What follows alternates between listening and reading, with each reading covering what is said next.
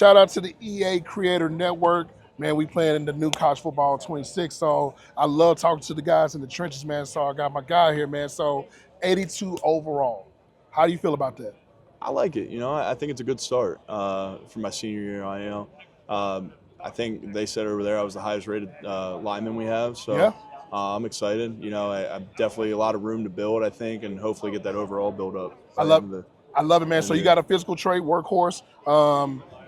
That's dope, man. You're gonna get more traits. So go ahead and start playing the game. I bet. I'm gonna keep All right, talking to cool, you, cool. man. Your guys already been running. Y'all doing y'all work against SMU right now. Okay. So overall, man, I God. gotta ask you, man. The first time you saw yourself on a video game, I mean, obviously you were blessed to be a part of the opportunity of the game being revamped, brought back to us. But seeing yourself on a video game, the first time you saw it, what did you think? You already putting in work. Honestly, I think it's really cool just to be able to see that myself in a video game. Never really thought that would happen until possibly, and one day I made it to the NFL. But being able to have this now, I think it's great for people back at home. Being from Pennsylvania, and I have people support me from all over. I think it's a great opportunity to be able to see myself in a game and have that aspect of that. So. So shout out to one of my homies man, over at the EA Creator Network. His name is Tico Takori. What he does is player likeness. He always goes in to make sure your drip is right, your gear. Mhm. So I'm pretty sure you're a simple guy, but what do you like to wear on the field, man? Do you do the knee braces and everything? How does that work for you? Yeah, so we typically will have to wear knee braces for every game. So Okay. I'm a knee brace guy. Okay. Left hand, I have my glove on. Right Okay. hand, no glove. Okay. Just 'cause that's my snap hand.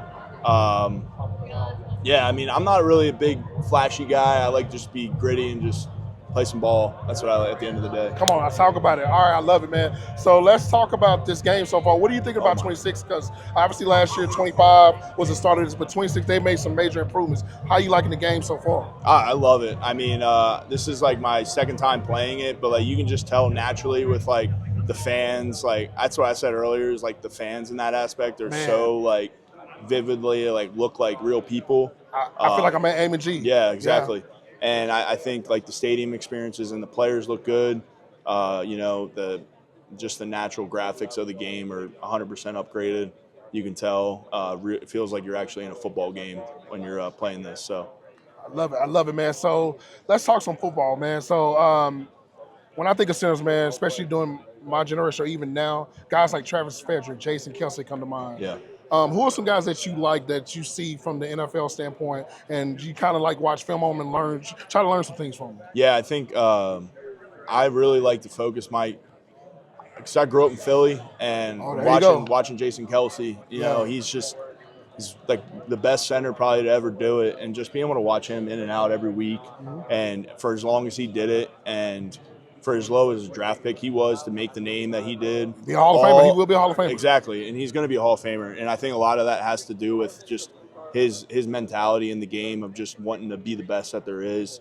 And I watch a lot of videos of him speaking, and a lot of the time he speaks of like, it didn't matter to me how many stars I had, and the opportunities. People said I was never going to go to the NFL, and just exceeding that mark. And I think I like to take that mindset of taking what people have always said, you're never going to make it, and just always using that to my advantage of knowing that one day I'm going to be able to get to where I want to be. So I love that, man. I love that. So, the Big 12 for me, I feel like it's open this year.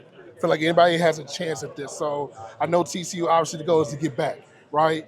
A few years ago, national championship, competing high at the Big 12. What do you feel about this team this year, and how do you feel about the chances of that happening? Yeah, I think our team we've really just come together, and I think like we know what our standard is week in and week out now, and it's a lot more of just a lot of people say is a player-led team, and I think it's changed our atmosphere of our team and like around the facility is like we're a player-led team now. Like we're not relying on the coaches to tell us what to do. We have leaders that have been here for so long, and guys that have been here for 4 or 5 years that know what it's like to win, and we hold the young guys now that have came in to that standard, and I think that's just the best thing for us is holding those young guys to that standard, and then having them come in knowing that this is a real ball place. And if you're coming to TCU, you're going to come and play ball. I love that. And I think that's the best thing that's changed. So I love that, man. 2 more questions for me, man. So we're going to forward think this, man. I love the fact that when I talk to you guys now in the collegiate level, You're going to be in the NFL one day, and I'm going to put that out there for you. So I know you watch a lot of football, but who is you may end up as a teammate. I remember talking to Creed Humphrey one time, and the guy that he mentioned ended up being his teammate, which I love that, and it happens a lot. Who is the one guy that you would just love to face in the trenches, man, that's in the NFL when you get to that point? So my dream was always to play Aaron Donald. Ooh, He gave it up early. Yeah. Because he can still come back and play. Yeah, exactly. He can still come back and play any day of the week. Aaron Donald's the best of the best. Yeah, man. I think a lot of guys. One big guy that I've always wanted to also try and block is Chris Jones. He's there you go. That interior. His length, his speed, his size is it's undefeatable. I think, and I think it would be a great test. I mean, not saying it would go too hot, but it would just be cool to be able to go up against that guy like that. Iron sharpens iron. Yes, I love sir. that. Last question for me, man. So I get to A&G, man. I live about 10 minutes from the stadium. I go to all the games. So I get to A&G, I pull up. I hear music going. It's a song named after you. You can pick any artist, dead or alive, to do that song. That's going to be the song that gets the crowd going, gets you going. It's your hype song, your personal hype song. Who does that song for you? You can put multiple artists if you need to. So I'm a big country guy. Okay, that's all. I feel like there's one guy like Johnny Cash. Okay, you want Johnny Cash? Johnny okay, Cash, you going there? Hank Williams Jr. Like I'm that type of guy. I'm more of I'm like so you're old school country. I like that. Yeah, I'm an old school country guy. I like that. Ever since I moved down to Texas, up north, I was a big heavy metal kind of guy. Okay, that's how I would get ready. Growing up wrestling, that's what I would do is always listen to heavy metal just to get myself in that mental space. Got you. Yeah, so gotta go with Cash, man. Yeah. One time for Cash and Hank, man. Well, congratulations, man. I'm glad that you're in the game, man. We're gonna be talking again, so I'm gonna come out there and be watching you guys up close, man. Keep doing your thing, brother. Yes, sir. I appreciate you, man. Yes, Thank you so much.